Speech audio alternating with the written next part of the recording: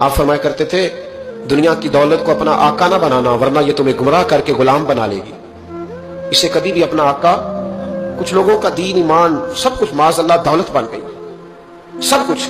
ایک درویش نے شکوہ کیا، کہتا میں دین بتاتا رہا اور لوگوں نے میری قدر نہ کی، میرے ساتھ کھڑے دنیا دار کی قدر کی، ساری زندگی دولت کے پیچھے بھاگتے رہے، تھکا دیا اس نے. انسان کا نفس چھوٹے بچے کی طرح ہے، اس کی ایک خواہش پوری کرو تو یہ دوسری مانگتا ہے، دوسری پوری کرو تو تیسری پوری کرو تو.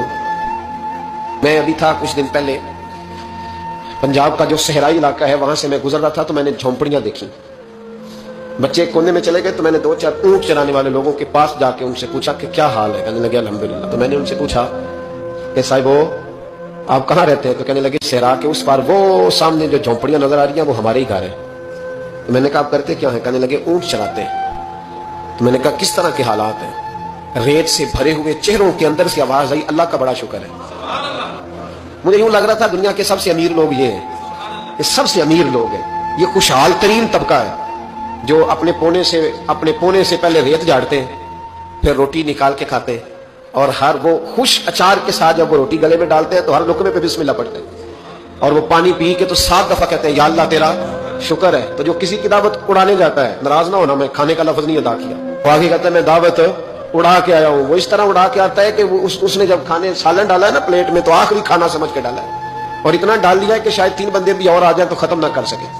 اور اس نے وہ کھایا ہے اور کھا کر کے اس نے اس کو کھایا کم ہے، اور کیونکہ اس نے کہا تھا میں اڑا کے آیا ہوں، اڑایا زیادہ ہے.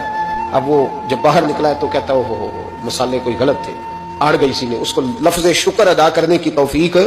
تو پھر امیر کس کو کہتے ہو؟ امیر تو وہ ہوا نا کہ جس کو اللہ نے جو دیا اس پر اس نے اللہ کا شکر ادا کر لیا، وہ دنیا کا سب سے امیر شخص ہوا نا میرے بھائی.